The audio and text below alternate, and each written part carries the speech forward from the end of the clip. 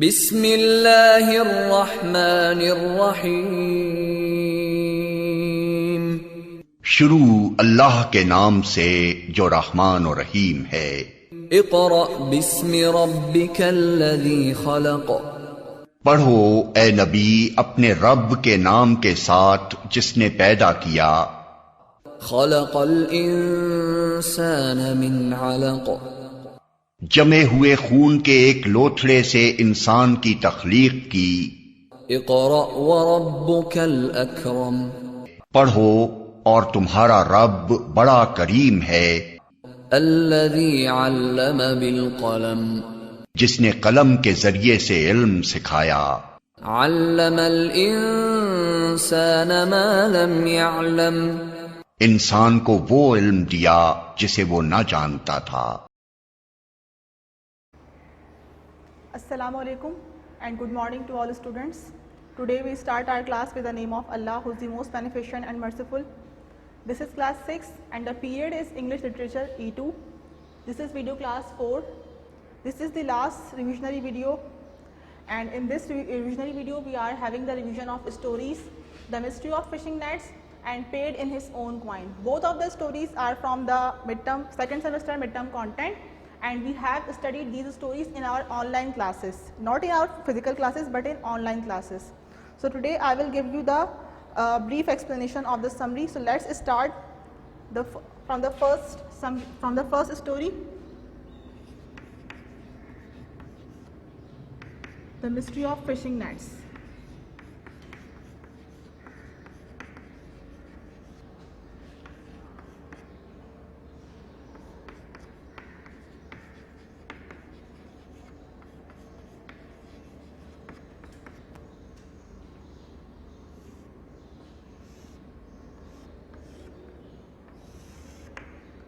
This story is given in your book page.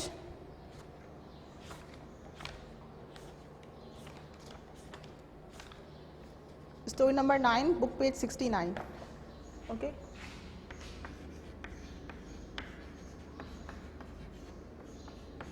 Book page 69 पे ये story है.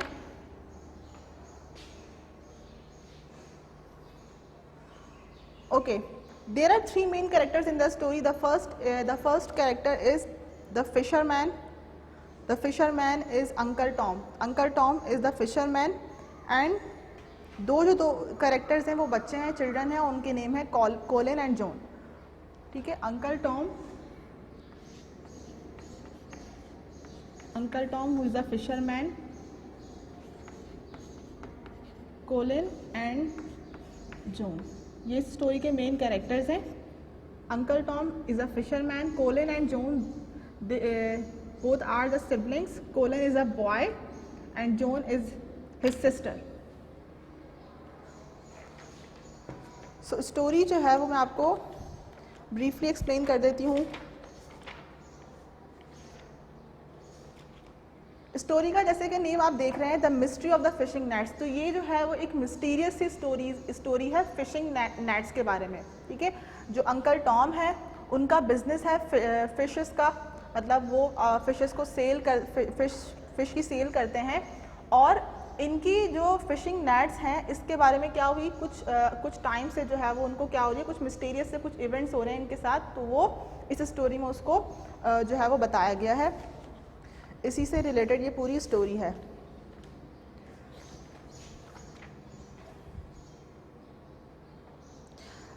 Okay. Colin and Joan, both siblings, visited their Uncle Tom's house, who lived near a seaside village. Uncle Tom is a fisherman.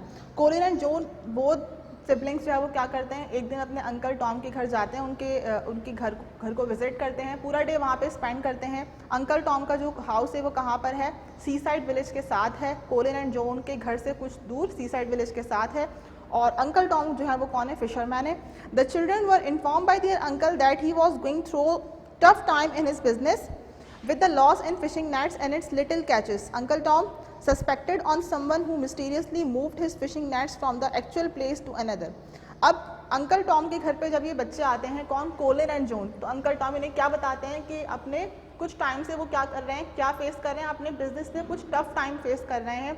यानी कि उनको business में कुछ loss हो रहा है या कुछ प्रॉब्लम्स हो रही हैं, अपनी प्रॉब्लम्स को अपने जो है वो कोलिन एंड जॉन के साथ ये इन बच्चों के साथ शेयर करते हैं, बताते हैं कि कुछ 15 डेज़ के टाइम पीरियड से क्या हो रहा है, ये कुछ ऐसा ऑब्जर्व कर रहे हैं कि जो इनकी नेट्स हैं जहाँ पे अपना जो फिश को कैप्चर करने के लिए, फिश को ट्रैप करने के लिए जहाँ पे अपनी नेट्स को ये सी साइड पे जहाँ पे ये उसको पूरा उन्होंने अपना सारा सेटअप लगाया हुआ है, तो वहाँ पे इनके साथ जो है वो कुछ मिस्टीरियस से इवेंट्स हो रहे हैं और इन्हें समझ में नहीं आ रहे, कुछ कन्फ्यूजन है, इसको ये वीक पॉइंट जो है वो ये पकड़ नहीं पा रहे हैं कि ये वीक पॉइंट इनके साथ क्यों हो रहा है और कौन ऐसा कर रहा है। इनकी जो नेट्स हैं वो अपनी जिस जगह पे ये पूरा सेटअप ये लगाते हैं उस जगह से वो नेट्स जो है वो मूव होकर के एक्चुअल प्लेस से किसी और प्लेस तक मूव हो जाती हैं। अब इनको समझ में नहीं आ रहा है कि ये क्यों हो रहा है। इन्होंने अपनी प्रॉब्लम्स को ऐसे अपने बच्चों के साथ जो है वो शेयर किया है कोलिन एंड जॉन से। कोलिन एंड जॉन बहुत ही एक समझ लीजिए कि बहुत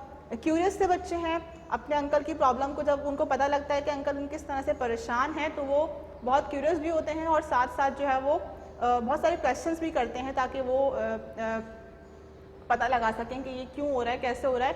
लेकिन जो है वो अंकल टॉम को भी ये बात नहीं समझ में आ रही, ऐसे ही वो बच्चे भी कंफ्यूज होते हैं और फिर पूरा डे जब गुजर जाता है After listening the strange story of fishing nets, the children left from uncle's place by wishing good luck and had better news soon. अब ये पूरी स्टोरी सुनने के बाद पूरा दिन इस तरह से अंकल टॉम के साथ इन बच्चों ने अपना गुजारा। उसके बाद फिर वो शाम के वक्त अंकल टॉम को गुड बाय कर करके कि हम आपसे कुछ टाइम बाद आपसे मिलने के लिए आएंगे और हम उम्मीद करते हैं कि आपसे हम नेक्स्ट टाइम कुछ अच्छी न्यूज़, कुछ बेहतर न्यूज़ सुनेंगे और आपकी जो प्रॉब्लम है फिशिंग नेट्स की ये ज़रूर सॉल्व हो जाएगी। अपना ख्याल रखेगा। इस तरह से करके बच्चे उनको सी ऑफ करके चले जाते हैं। जब ये रास्ते में होते हैं, when they both were coming back to their home, on the way they heard strange sound of dragging a boat to the coast. They both get down from their bicycles and follow that sound. What they saw that there were two men with a small boat and they both were going to sea at this night time. अब जबकि ये जो बच्चे हैं ये वापसी आ रहे हैं अंकल टॉम के घर से, अंकल टॉम के घर से वापस आ रहे हैं अपने घर पे, बाइसाइकिल पे आ रहे हैं, साइकिलिंग करते हुए वापस आ रहे हैं अंकल टॉम के घर से। तो ये जो है इन्होंने रास्ते में आते हुए इन्होंने जो है वो देखा कि कुछ इनको कुछ स्ट्रेंज सी साउंड आ रही है। जिस जगह से ये गुजर रहे हैं वहाँ पे उन्होंने कुछ स्ट्रेंज सी साउंड को जो है वो सुना कि कोई जो है वो बोट होती है ना, बोट जो कश्ती होती है उसको कोई ड्रैग कर रहा है, कोई खींच रहा है, उसको घसीटने की खींचने की आवाज़ें उन्होंने सुनी।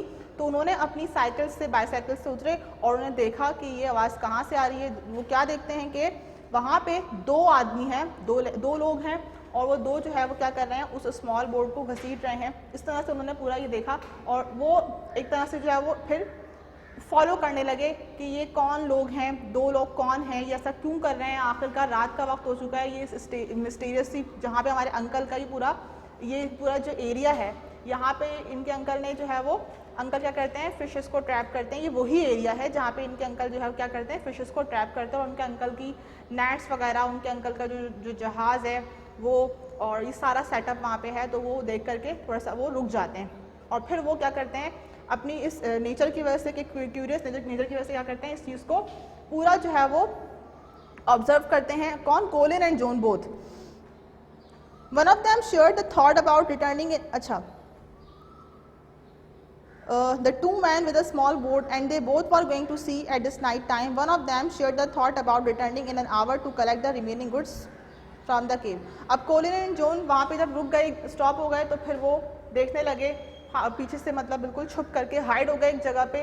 कुछ रॉक्स थी वहाँ पे, कुछ चट्टानें थी वहाँ पे, उसके पीछे वो छुप गए और उसके पीछे से उन्होंने उन लोगों को, दो आदमियों को देखा। तो वो देखते हैं कि वो जो दो आदमी, उनमें से एक आदमी ने क्या बात की है, क्या राय दी है कि हम 2 घंटे बाद यहाँ पे दोबारा आएंगे और यहाँ पे जो हमने जो सामान यहाँ पे है उसको हम ले जाएंगे, इसको हम जो है वो उसको ट्रांसफ़र कर देंगे किसी और जगह पे। इस तरह से उन्होंने कुछ अपने डायलॉग्स शेयर किए, अपनी बातें की और इन बातों से कोलिन एंड जॉन ने जो है वो उनको ये बात समझ में आई कि ये जो लोग हैं, ये दो जो आदमी हैं, ये अजीब से जो है वो कोई ज़रूर क्रिमिनल्स हैं या कुछ जो है वो इस तरह से जो है वो इलीगल वर्क कर रहे हैं। कोई मतलब कोई ना कोई जो है वो समथिंग इज़ फिशी, कुछ ना कुछ तो दाल में काला है, कुछ ना कुछ गलत कर रहे हैं ये लोग। तो इसीलिए जो है उनके जाने का वेट करने लगे कि ये लोग जाएं तो हम देखें कि अंदर केव में जो वहाँ पे जो हट्स हैं, जो वहाँ पे जो एरिया है जहाँ पे हमारे अंकल का जो सारा सेटअप है, यहाँ पे ये आदमी, 2 आदमी कर क्या रहे हैं इस टाइम रात के वक्त, और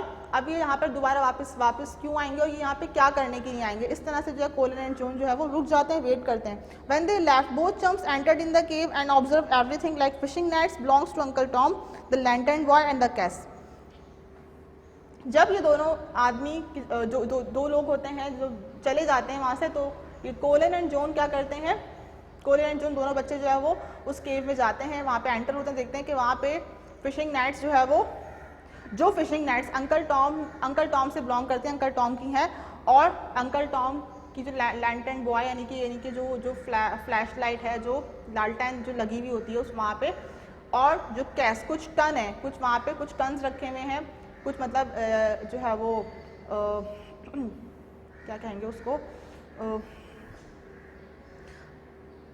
कंटेनर्स हैं, कंटेनर्स जिनमें फिशेस को जो है वो स्टोर किया जाता है, उसमें जो है वो उसको सेव किया जाता है पकड़ने के बाद, ट्रैप करने के बाद। तो ये सारा सामान जो है वो अंकल टॉम का वो शिफ्ट हुआ हुआ है, जहाँ पे अंकल टॉम ने उसको रखा था वो वहाँ से सारा गायब हो चुका है और इस प्लेस पे जो है वो यहाँ पर आ गया है। अंकल टॉम ने जिस तरह से अब फिशिंग नेट्स को पूरा जो ट्रैप वहाँ पे सेट किया था, वही फिशिंग नेट्स दूसरी जगह जो है वो सेट हुई हैं। तो ये सारी बात अब कोलिन एंड जॉन ने ये वीक पॉइंट उनकी नज़र में आ गया। अब वो क्या करेंगे, इस चीज़ को जो है वो, इस मिस्ट्री को रिजॉल्व करने की कोशिश करेंगे, ठीक है। Smartly observing all the cave, the children came to know that these men were smugglers who managed their criminal activity of import and export goods hiddenly in cave and from coast guards. They also solved the mystery of fishing nets, that these smugglers were misusing Uncle Tom's fishing nets. Also, their whole gang is involved in doing this criminal act.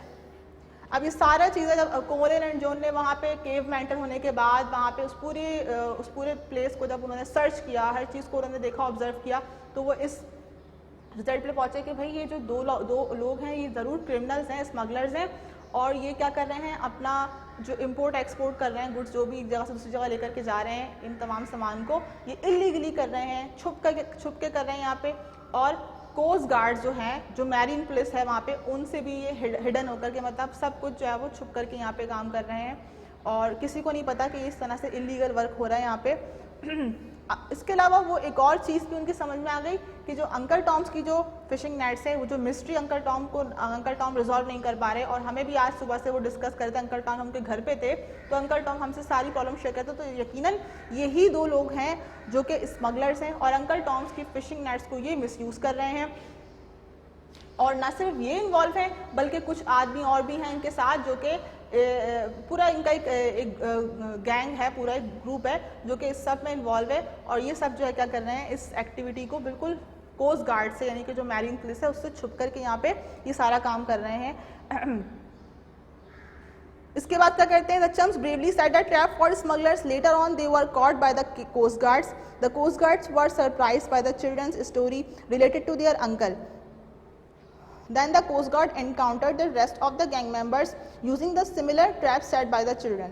अब ये जो दोनों बच्चे क्या करते हैं, इतने brave होते हैं, ये डरते ही नहीं है बिल्कुल भी। उन आदमियों के जाने के बाद उनके पास एक जो टाइम बचा होता है जिसमें उन्होंने कहा होता है आदमियों ने कि हम दोबारा यहाँ पर आएंगे, उनके आने से पहले ही क्या करते हैं, बहुत ही ब्रेवली उस सारे ट्रैप को जो कि इन्होंने उन दो आदमियों ने जो है वो सेट किया होता है, उसको जो है वो इन्हीं के अगेंस्ट इस तरह से सेट करते हैं कि जब वो दोबारा जो दो लोग हैं ये बातें कह के गए हैं कि यहाँ पे कुछ आदमी और आएंगे या हम वापस आएंगे और ये सामान हम ट्रांसफ़र करेंगे, तो फिर वो इसी ट्रैप में जो है वो खुद ही उलझ के फंस जाएंगे। और इस तरह से उन्होंने ये सारा ट्रैप सेट किया होता है कि जो कोस्ट गार्ड्स हैं, कोस्ट गार्ड्स इनको इस दफ़ा खुद देख लें। इस तरह से जो लैंटर्न बॉय है, जो फ्लैश लाइट है, उसको इस तरह से सेट करते हैं, जो कास्क हैं, जो सारे जो टन्स हैं, वो वहाँ कंटेनर्स को, हर चीज़ को इस तरह से पूरा सेट करके हैं कि जब वो लोग वापस वहाँ पर आते हैं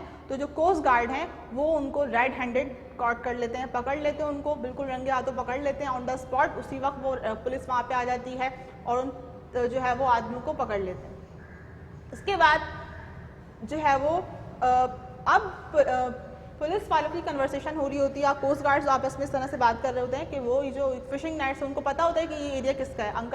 अंकल टॉम जो है वो इस एरिया में फिशरमैन है और ये जो तमाम सामान उनके सामने होता है, तो ये वो समझ जाते हैं कि ये जो फिशरमैन अंकल टॉम है इन्हीं का सारा सामान है। वो कहते हैं कि अंकल टॉम का क्या लेना देना इन आदमियों के साथ, अंकल टॉम क्यों इस तरह से इनके साथ इन्वॉल्व होंगे।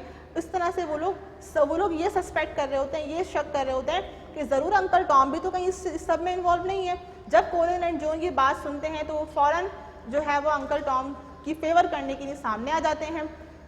उनका ये इरादा नहीं होता, इंटेंशन नहीं होती कि वो उस टाइम जो है वो इस सारे जो है वो इस चीज़ को जो है वो अंकल टॉम के लिए जो भी उन्होंने किया होता है, जो थीव्स होते हैं इनको पकड़वाने के लिए, इन क्रिमिनल्स को पकड़वाने के लिए जो भी उन्होंने ट्रैप सेट किया होता है, उनका ये इरादा पहले नहीं होता है कि वो इस चीज़ को आकर के आगे खुद आएंगे, खुद आगे आकर के जो है वो डिक्लेयर करेंगे। लेकिन जब इस तरह से अपने अंकल के अगेंस्ट वो ये बात सुनते हैं कि अंकल टॉम पे वो लोग शक कर रहे हैं, अंकल टॉम के खिलाफ जो है वो अपने अंकल के बारे में कोई इस तरह का पॉइंट वो नहीं सुन पाते, तो वो फ़ौरन जो है वो बीच में आ जाते हैं और वो कहते हैं कि अंकल टॉम हमारे ऐसे नहीं है, गलत इंसान नहीं है और उन्होंने कोई इलीगल वर्क नहीं किया, उनका कोई इनके साथ कोई कनेक्शन नहीं है और ये लोग एक अलग गैंग मेंबर्स हैं। और वो जो अंकल टॉम है वो तो खुद परेशान है, अपनी इस प्रॉब्लम को वो फेस कर रहे हैं काफ़ी दिनों से, 2-3 हफ्तों से वो खुद परेशान है, खुद उलझे हुए हैं इस चीज़ में कि उनके साथ और उनकी फिशिंग नेट्स के साथ, उनके ट्रैप के साथ कौन ये सब कर रहा है और ये कौन ऐसा है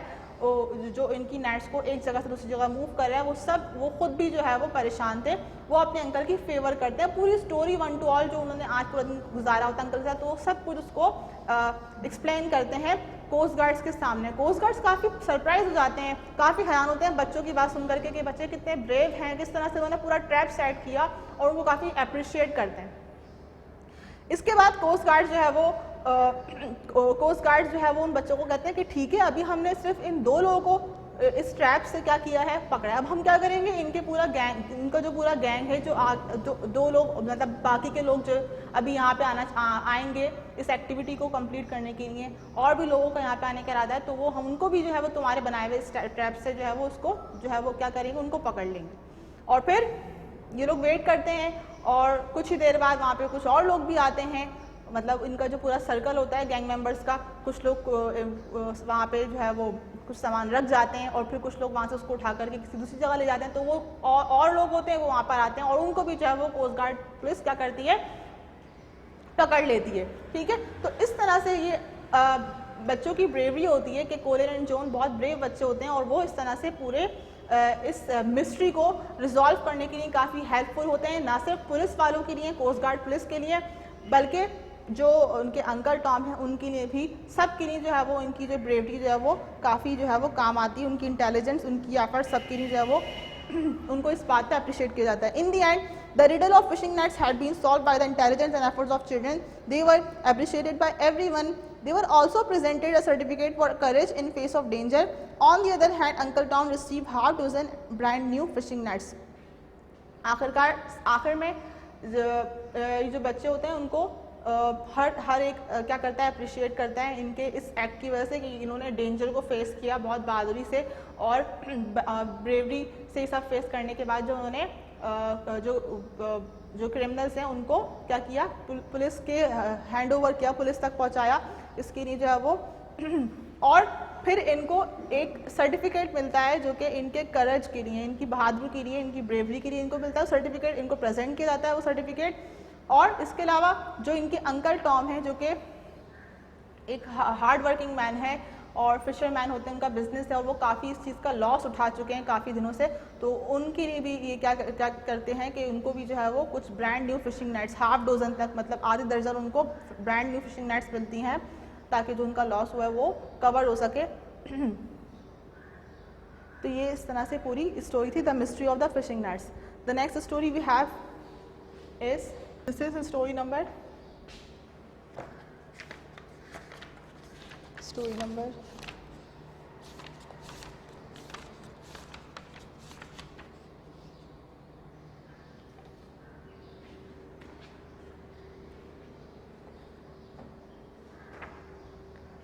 number 12 in your book page 97। ठीक है, इस स्टोरी को अंडरस्टैंड करने से पहले हम इसकी मीनिंग समझ लेते हैं कि paid in his own coin की मीनिंग क्या है। Paid in his own coin कैसी सिचुएशन के लिए, कि इडियम है, फ्रेज है, इसको किस सिचुएशन के लिए बोलते हैं। ठीक है, इसका मतलब ये है कि आप किसी को बिल्कुल वैसे ही ट्रीट करें जैसा कि बैडली उसने आपको ट्रीट किया, ठीक है। मतलब किसी को आप बिल्कुल वैसे ही ट्रीट करें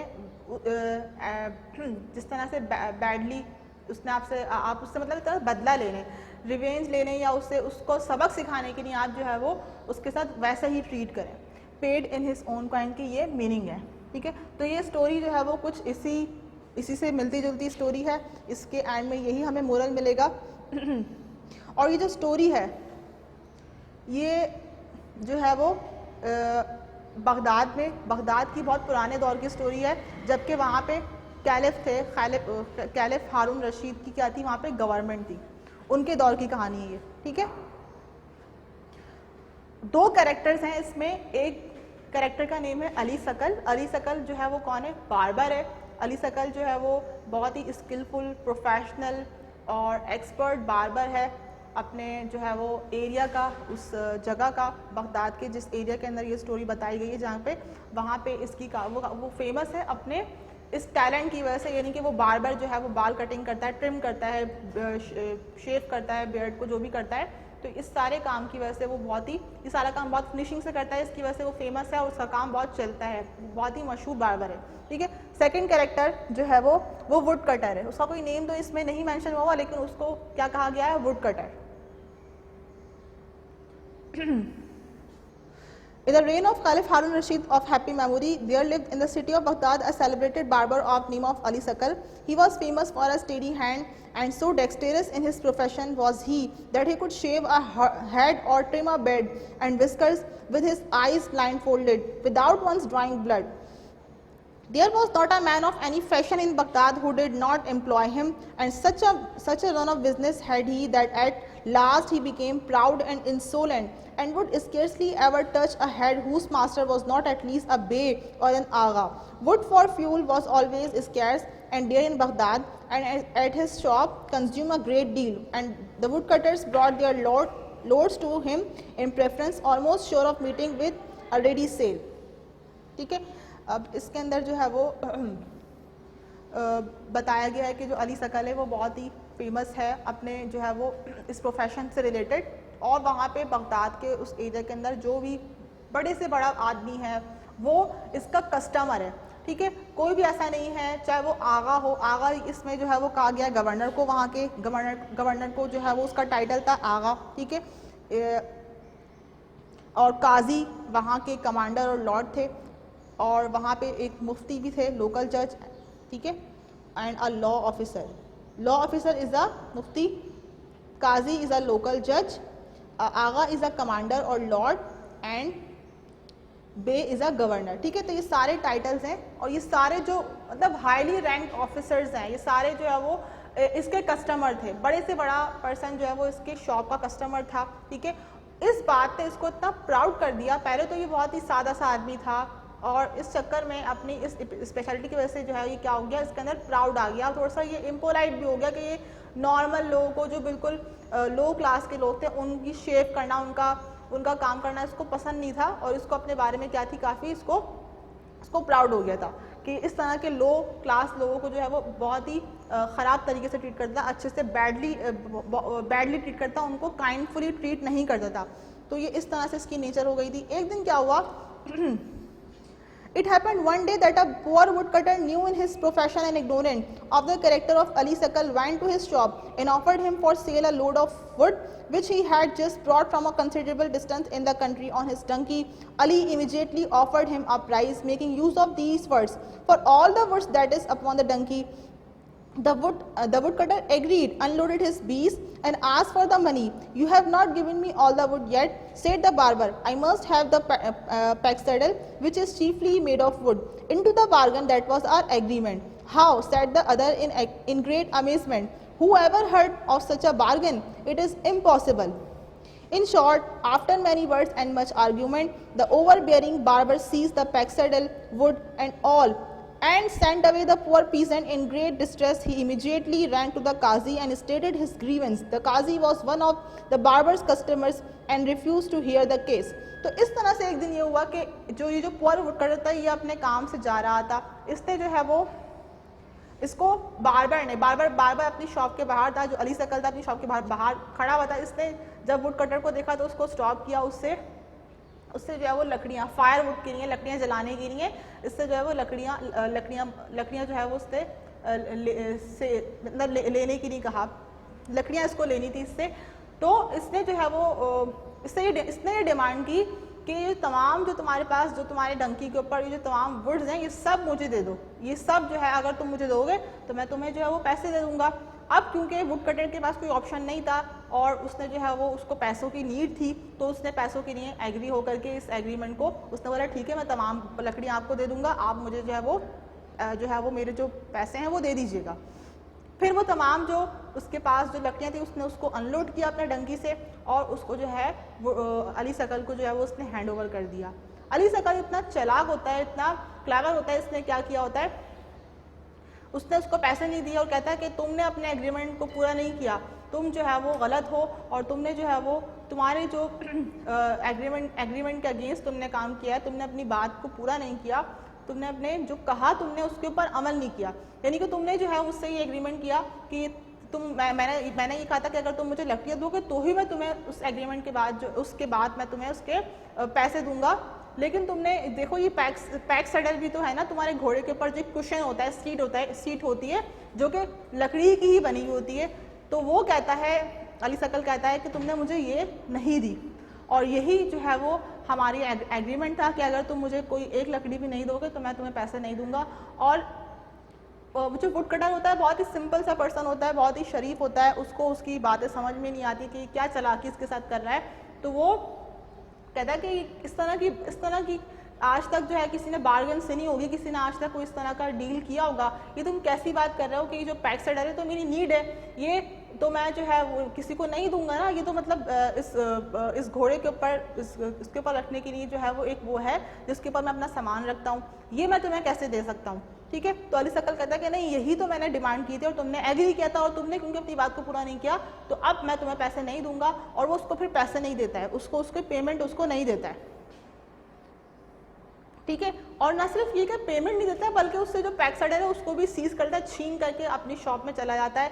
और वो जो वुड कटर है वो परेशान हो जाता है कि इसने ये क्या किया मेरे साथ, इसने मेरे साथ जो है वो क्या चालाकी की है, वो उसको समझ में नहीं आता किस तरह कैसे डील करे इतने चालाक आदमी के साथ जिसने उसको इस तरह से जो है वो बेवकूफ़ बना दिया है। ओके, फिर वो अपने इस मसले को लेकर के, अपने इस प्रॉब्लम को लेकर के पहुंचता है काजी के पास। काजी जो है वो इस सारे मसले को सुनता है, बहुत गौर से सुनता है और कहता है कि उनके पास इसका कोई सॉल्यूशन नहीं है क्योंकि वो खुद उस अली शकल का कस्टमर होता है। तो वो जो है वो उस वुड कटर की प्रॉब्लम को नहीं रिजॉल्व कर पाता और कहता है कि तुम ये केस किसी और के पास ले जाओ, मेरे पास कोई सॉल्यूशन नहीं। मतलब वो अपनी दोस्ती को बरकरार रखता है उसके साथ, किसके साथ, अली शकल के साथ, और उसके खिलाफ कोई फैसला नहीं सुनाता, किसको, वुड कटर को। ठीक है, the wood cutter went to a higher जज, he also patronize Ali Shakal and made light of the complaint. The poor man then appealed to the Mufti, who, having pondered over the question at length, settled that it was too difficult a case for him to decide, no provision being made for it in the law, and therefore the peasant must put up with his loss. The woodcutter was not disheartened, but forthwith got a scribe to write a petition to the Caliph himself, which was duly presented on Friday, the day when he went in state to the mosque. The Caliph's punctuality in reading petitions was well known, and it was not long before the woodcutter was called to his presence. अब woodcutter जो है वो जाता है higher जज के पास और उससे रिक्वेस्ट करता है कि तुम मेरी इस कंप्लेन को जो है वो रजिस्टर करो, कुछ मेरे लिए कुछ करो। तो वो जो वुड कटर जो है वो जो जज होते हैं वो भी इसकी अपील के लिए कुछ नहीं कर पाते। ठीक है, फिर इसके बाद इस तरह से इसका जो है वो सामना किससे होता है, वुड कटर का, कि वो मुफ्ती के पास भी जाता है और तमाम लोग जो है वो यही शो ऑफ करते हैं कि वो अली शकल के कौन हैं, कस्टमर हैं और उनकी इनसे दोस्ती है और वो जो है वो इसके प्रॉब्लम को सॉल्व नहीं कर पाते और कहीं ना कहीं वो उसकी फेवर कर जाते हैं कि भाई उसने सही तो किया तुम्हारे साथ, उसने बिल्कुल तुमने जो अपनी बात एग्रीमेंट के वक्त कही थी तुमने उसको पूरा नहीं किया, उसने बिल्कुल सही किया। इस तरह से वो अली शकल को फेवर करते हैं और इस गरीब आदमी के साथ जो है वो हर उसके इनजस्टिस का कोई भी जो है वो कोई सॉल्यूशन नहीं निकालता, कोई जो है वो कुछ नहीं करता, ठीक है।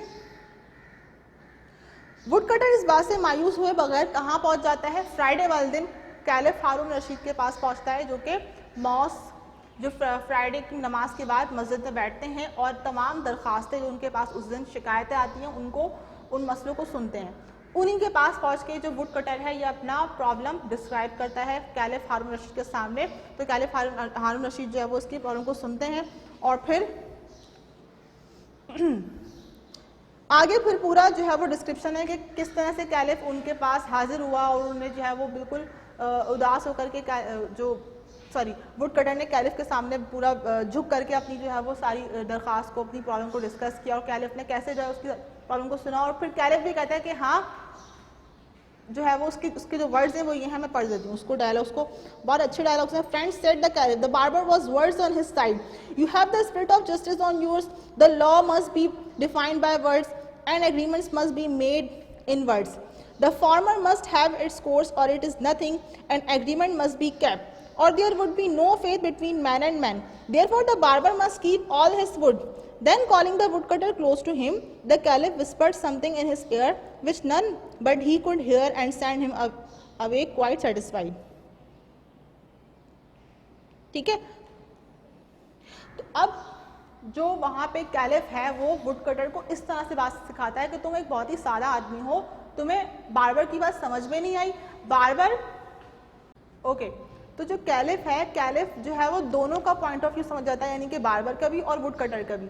वो कहता है कि बार्बर, वो समझ जाता है कि बार्बर ने क्या इसके साथ चालाकी की है, बार्बर ने इसको अल्फाजों के साथ किस तरह से घुमाया है, ठीक है ना। तो वो कहता है कि वुडकटर से कहता है कि तुम्हें जो है वो बार्बर की बात क्या समझ में नहीं आई। बार्बर जो है उसने अपने जो वर्ड्स कहे, जो उसके अल्फाज थे ना, देखो वो ये कहता है कि जो कानून होता है ना वो हमेशा अल्फाज से बनता है। तो जो उसने कहा जो है वो उसने जो उसने कहा, जो उसका डिमांड किया, तुमने उसको पूरा नहीं किया, तुमने उस एग्रीमेंट को पूरा कंप्लीट नहीं किया, ठीक है। अगर हम ऐसा ना करें, अगर हम अपनी कही हुई बात को पूरा ना करें तो इस तरह से जो है वो क्या होगा, बिगाड़ पैदा होता है और इस तरह से जो है वो एग्रीमेंट्स जो है वो ख़राब होते हैं। कभी कोई किसी के बीच में जो है वो कभी भी ट्रस्ट नहीं होगा अगर लोग अपनी बात को इस तरह से कहें कुछ और पूरा करें। तो ये चीज़ जो है वो क्या होती है, एग्रीमेंट्स में अल्फाजों का बात जो अपने मुंह से निकाली हुई बातें उसका जो है वो बहुत ख्याल रखते हैं। तो बार्बर बहुत स्मार्ट है, बार्बर ने तुम्हारे साथ जो एग्रीमेंट किया था उसने अल्फाजों का बहुत ही सोच समझ के इस्तेमाल किया और उसी ने जो है वो उसके बाद फिर जो है वो तुम्हारे साथ जो है उसने उसको एग्रीमेंट को तुमने पूरा नहीं किया। वो अपनी जगह बिल्कुल सही है, लेकिन तुम्हें जो है वो उसको फिर वो अपने क्लोज बुलाता है, अपने करीब बुलाता है, अपने क्लोज बुला के उसके कानों के अंदर कुछ विस्पर करता है, कुछ बातें उसको कहता है, समझाता है। और फिर वुड कटर बहुत ही सेटिस्फाइड होकर के, उसके फेस के ऊपर एक्सप्रेशन होता है कि वो बहुत ही सुकून में आ गया। किसकी बात सुनकर? कैलिफ की बात सुनकर, क्योंकि उसको वुड कटर को कैलिफ जो है वो कुछ उसकी बार्बर को सिखाने के लिए उसको जो है वो कोई ट्रिक बताता है। एक तरह से उसको ये कहता है कि तुम्हें जो है वो उस बार्बर को ज़रूर कोई लेसन देना चाहिए ताकि उसको ये बात समझ आए, ठीक है। अब तुम्हारी टर्न है। और अब नेक्स्ट डे वुड कटर जाता है अली सकल बार्बर की शॉप पे, ठीक है। वहां पे जाकर के ये अली सकल काफ़ी टाइम बाद, बल्कि नेक्स्ट डे नहीं, कुछ टाइम गुजर जाता है, अली सकल ये बात भूल जाता है कि उसके साथ इस तरह से कोई उसकी शॉप पे कोई वुड कटर भी आया था, कोई एक आम सा इंसान भी आया था, ठीक है। तो वो इस सब बातों को भूल जाता है और फिर काफ़ी दिनों बाद जब वुड कटर जो है वो अली सकल की शॉप पे जाता है और बिल्कुल जो है वो सारी बातों को बुला करके, जो भी उसके साथ पिछला एक्सपीरियंस, बैड एक्सपीरियंस था, उस सबको बिल्कुल बुला करके उसके साथ अच्छे से मिलता है। और अली सकल भी काफ़ी सरप्राइज होता है कि ये इसकी शॉप पे कैसे आ गया आज इतने टाइम बाद, ये कैसे इसका जो है यहाँ पे आना हुआ।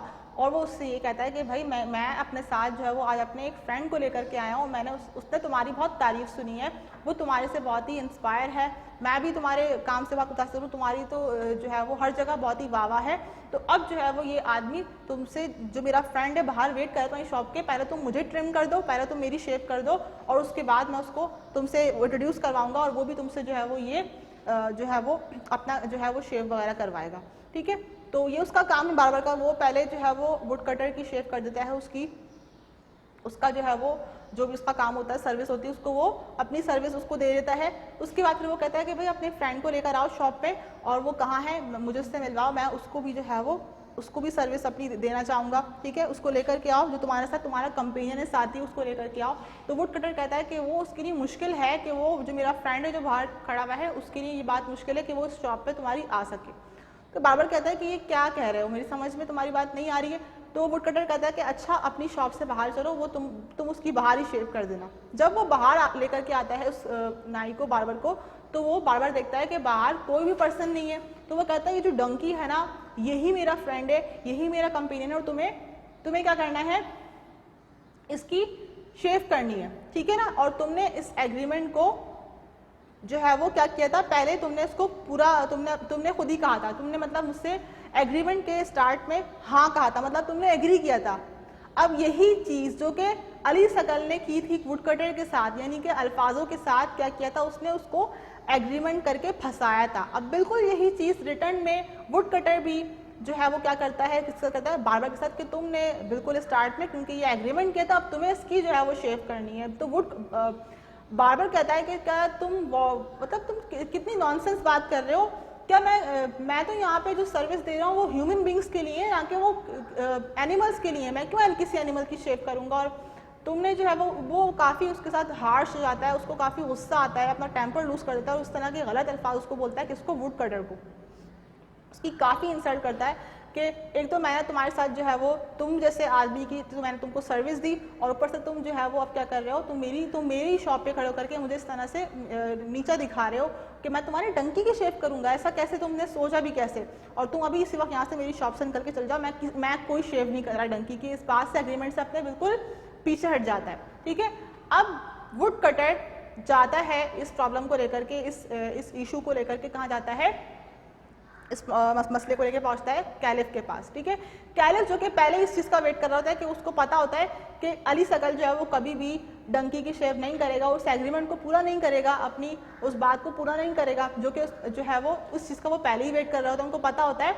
तो वो क्या करते हैं, ऑर्डर देते हैं अपने कोर्ट से 2 लोगों को कि जाओ अली सकल को लेकर के यहाँ पे इस वक्त हाजिर हो, यहाँ पे उसको जो है बुलाया जाए, ठीक है। वुड कटर अपने डोंकी के साथ पहले ही वहाँ पर होता है, उसके कोर्ट में, कैलिफ के कोर्ट में वहाँ पे वेट कर होता है। अब यहाँ पे जो है अली सकल वहाँ पे हाजिर होता है, वो शिकायत करता है। जब पूछते हैं कैलिफ कि तुमने डोंकी की शेव क्यों नहीं की और ये क्या मैटर है, तो वो सारा उसको बताता है कि इस तरह से ये वुड कटर मेरे शॉप पर आया और उसने मुझे जो है मुझे नहीं बताया कि इसका फ्रेंड कौन है, इसने कहा कि मुझसे मेरा फ्रेंड है। लेकिन आप ये बताइए कि ये किस तरह की बार्गेन हुई, ये कैसी बार्गेन है कि ये जो है मुझे बाद में कह रहा है कि ये जो है जो उसका साथी है वो कोई और नहीं बल्कि इसका खुद का डंकी है, तो जो है वो मैं जो है वो कैसे इसकी जो है वो शेव कर सकता हूँ। तो अब जो है वो कैलिफ कहता है कि बिल्कुल वैसे ही, ये बिल्कुल वैसी ही बार्गेन है जैसे कि तुमने इसके साथ की थी, और तुमने भी जो है वो उसकी पैक सडल को, जो तुमने इसका जो डंकी की जो लकड़ी से बने हुए जो कुशन होता है, तुमने भी तो उसको, तुमने उस सीट को तुमने ले लिया था, और तुमने भी तो कहा था कि तुम ये जो बार्गेन है ये तो एग्रीमेंट का हिस्सा है और इस बात को अब पूरा करो। अगर तुमने वैसे किया था तो अब तुम्हें भी जो है वो उस बात का जो है वो क्या करना होगा, उस बात को पूरा करना होगा, जैसे कि तुमने एग्रीमेंट से पहले जो अल्फाज कहे थे तुम अब उसको पूरा करोगे, तुम इसके रिस्पॉन्सिबल हो। अब तुम्हें डंकी की जो है तुम चाहो या ना करना चाहो, लेकिन तुमने क्योंकि इस तरह की बात एग्रीमेंट में की तो अब तुम्हें उसको पूरा करना पड़ेगा, ठीक है। अब जो है वो अली सकल की इतनी इंसल्ट होती है कि वो सब लोग उसको देख रहे होते हैं, वहाँ पे बहुत सारा क्राउड होता है लोगों का, कि लोग देख रहे होते हैं कि कौन ये बार्बर, ये वही बार्बर है जो कि जो है वो इसके अंदर इतना प्राउड था। और अली सकल जो है वो अब क्या कर रहा होता है, उस कोर्ट में सबके बीच में जो है वो क्या करता है, उस वुड कटर के जो डंकी है उसकी जो है वो क्या करता है, शेव करता है सबके सामने। तो ये इस तरह से वुड कटर ने लेसन दिया होता है, बिल्कुल वही उसको वैसे ही ट्रीट किया जैसे कि अली सकल ने स्टार्टिंग में वुड जो फायर वुड्स की जो उनके दरमियान जो एग्रीमेंट हुआ था, जैसे अली सकल ने उसको ट्रीट किया, बिल्कुल वैसे ही इन दी एंड अली जो वुड कटर है जो है उसने भी अली सकल को वैसे ही उसके वर्ड्स के अकॉर्डिंग उसको ट्रीट किया। और यही इस स्टोरी जो है इसकी मीनिंग है paid in his own coin, मतलब जैसे आपको बैडली ट्रीट किया जाए आप भी उसको लेसन देने के लिए, लेकिन उसने किसने किया ये सब लेसन देने के लिए, ताकि उसको ये बात समझ आ जाए। अली सकल को फिर वाकई ये बात समझ आ गई कि कभी भी मुझे किसी अपनी क्लेवरनेस की वजह से या अपनी समझदारी की वजह से या एक्स्ट्राऑर्डिनरी स्किल की वजह से किसी को लो फील नहीं करना, किसी को अपने आगे जो है वो नीचा नहीं समझना, किसी को डिसग्रेस नहीं करना, हर एक को रिस्पेक्टफुली ट्रीट करना है। और वरना कि मेरी भी जो है वो रिस्पेक्ट ऐसे ही जो है वो ख़त्म हो सकती है, लोगों की नज़रों में मेरी भी बेइज्जती हो सकती है। तो इस चीज़ को जो है वो उसको काफ़ी उसको सबक मिला इस चीज़ का, किसको, अली सकल को, बार्बर को एंड में। तो ये जो है वो स्टोरी थी बगदाद की कैलिफ हारून रशीद के टाइम की, कि वो कैसे थे बादशाह, वो जस्टिस वो करते थे, लोगों के दरमियान इंसाफ करते थे। और उनके दौर में ये वाक़ई हुआ वुड कटर का, बार्बर का, जिसके दरमियान उन्होंने पूरा दोनों के दरमियान इंसाफ किया, उस चीज़ को क्या किया, जस्टिफाई किया, दोनों के बीच में उस प्रॉब्लम को जस्टिफाई कर दिया। Okay, let's talk about the assessment of these two stories.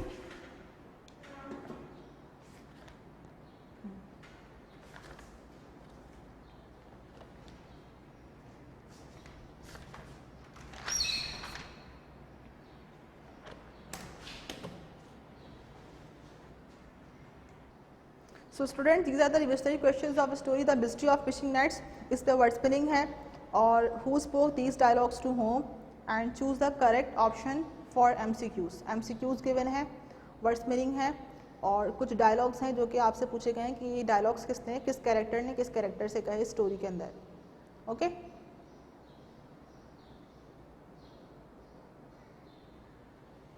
the next we have the revisitory questions of a story paid in his own coin. Give the meaning of the following words. Word spelling है, answer the questions with reference to context, reference to context है, ठीक है, और फिर choose the correct options for the MCQs हैं। Reference to context में हमसे यही कहा जाता है कि ये जो डायलॉग लाइन है ये किस स्टोरी से ली गई है, किस कैरेक्टर ने किस कैरेक्टर को ये डायलॉग का है, किस जगह पे का है, और उस वक्त जो ये डायलॉग जिस कॉन्टेक्स्ट में कहे गए हैं ये किन के दरमियान हुए। इस तरह से ये क्वेश्चंस हैं। ये स्टोरी पेड इन इस ओन कॉइन से, ये आपका रेफरेंस टू कॉन्टेक्स्ट है। Okay,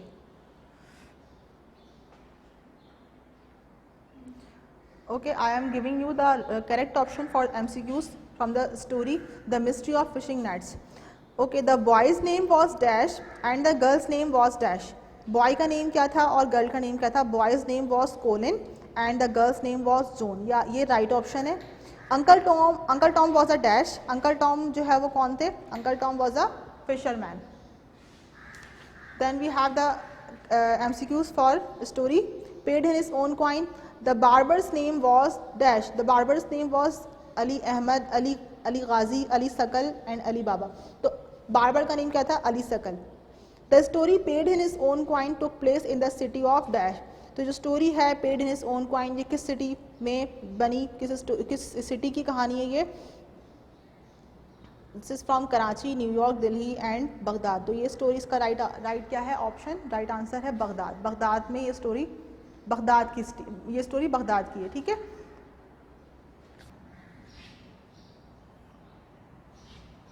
So students, this is the content for the examination. This is the content for your examination of second semester and mid plus final content. This is the mid term content and plus the final term content. जो आपका paper conduct होगा, अब वो एक ही conduct होगा ना mid और final का, तो ये उसका पूरा कंटेंट है। जो आपने स्टोरीज पढ़ी थी मिड टर्म में, जो आपने फाइनल में स्टोरीज पढ़ी, और जो पोएम्स आपने मिड में पढ़ी और जो आपने फाइनल में पढ़ी है, ये पूरा आपका सेकेंड सेमेस्टर का पूरा कंटेंट है। A kind old mariner, a tale of Robin Hood, the mystery of fishing nets, paid in his own coin, two man of honour, the tempest. ये आपकी स्टोरीज हैं, ठीक है। ये तमाम स्टोरीज का आपने वर्क मेमोराइज करना है कंटेंट सॉल्यूशन से, अपनी कॉपी से। Stopping by woods on a snowy evening, ये आपके पोइट्री सेक्शन का वर्क है।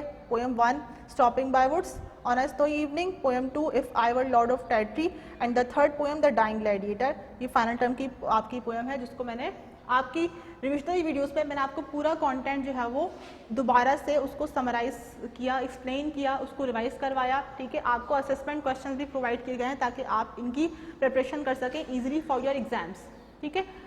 So this is your paper pattern. थोड़ा सा आपको आइडिया होता है कि पेपर जो है वो आपका कैसे आ रहा है। आपके पास सेक्शन ए में MCQs हैं, ठीक है। MCQs आपके ज़्यादा होंगे इस दफ़ा। आपके MCQs की तैयारी आपने बहुत अच्छे से करनी है, आपने रीडिंग करनी है। आपकी जितनी भी कॉपी के अंदर एक्सरसाइजेज हैं, जो आपकी इंटरेस्टिंग फैक्ट्स हैं स्टोरीज़ के अंदर, डेवलपमेंट एक्सरसाइजेज हैं, प्लस आपके जो पोइट्री सेक्शन है उसमें आपके जो पोएम का नेम है, पोएम के पोएट कौन हैं और पोएट से रिलेटेड जो भी आपको बातें इंपॉर्टेंट पॉइंट्स बताए गए हैं वो, और पोएम को भी आपने, पोएम में जितना भी वर्क है आपका वो सब आपने स्टडी करना है।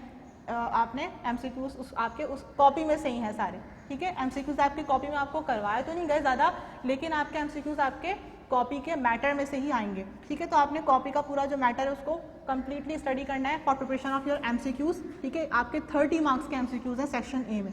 सेक्शन बी में आपके पास शॉर्ट क्वेश्चन आंसर्स हैं, शॉर्ट स्टफ है। आपकी कॉपी का जो मैटर है उस पर वर्ड स्पिनिंग है आपके पास, ठीक है। वर्ड स्पिनिंग की आपने प्रिपरेशन करनी है, पोएट्री के भी वर्ड स्पिनिंग और स्टोरीज के भी। सेंट्रल आइडिया आपकी पोएम्स का है, तीनों पोएम्स का आपने याद करना है सेंट्रल आइडिया, ठीक है। मे भी कोई चॉइस आपके पास हो लेकिन आपने तैयारी करनी है इसकी। क्वेश्चन आंसर्स आपके स्टोरी से भी हैं, आपकी पोएम से भी हैं।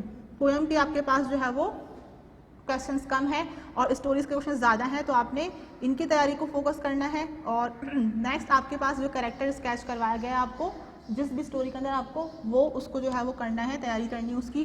सेक्शन सी में आपके पास क्या है, what do you have in section C? Section C में आपके पास लॉन्ग क्वेश्चन आंसर्स हैं, ठीक है। लॉन्ग क्वेश्चन आंसर्स हैं, स्टैंजा की एक्सप्लेनेशन है, जैसे कि introduction of poet, summary of story and poem. जिस भी आपको स्टोरी के अंदर आपको समरी करवाई गई है और आपको पोएम की समरी करवाई गई है वो आपने उसको प्रिपेयर करना है। और रेफरेंस टू कॉन्टेक्स्ट आपसे पूछा जाएगा सेक्शन सी में, और कॉम्प्रीहेंशन आपके पास आएगा। किसी भी कोई भी एक आपके पास शॉर्ट स्टोरी होगी उसके आपसे क्वेश्चंस पूछे जाएंगे, आपको वो उसके आंसर्स खुद से कॉम्प्रीहेंशन से सर्च करके देने होंगे। तो इस तरह से आपका पेपर पैटर्न है। आई होप आप तैयारी कर आएंगे पेपर्स की बहुत अच्छे से, आपको अंडरस्टैंड हो गया होगा। रिविजनरी वीडियोस को आप देखिए तैयारी करने के लिए, कैसे आपको गाइड किया गया है हर पूरे कंटेंट के स्टोरीज और पोएम्स के जो है वो आपने किस तरह से तैयारी करनी है, उसको आप वीडियोस के थ्रू जो है वो आप अपनी तैयारी कीजिए। वीडियोस को बार बार देखिए और आपके जो क्वेश्चंस हैं आपने उनको सॉल्व करना है, उनको मेमोराइज करना है, MCQs को सॉल्व करना है, वर्ड्स मीनिंग को, हर चीज़ को आपने जो है वो अच्छे से तैयारी करनी है। Okay students, take care yourself. Allah हाफिज़।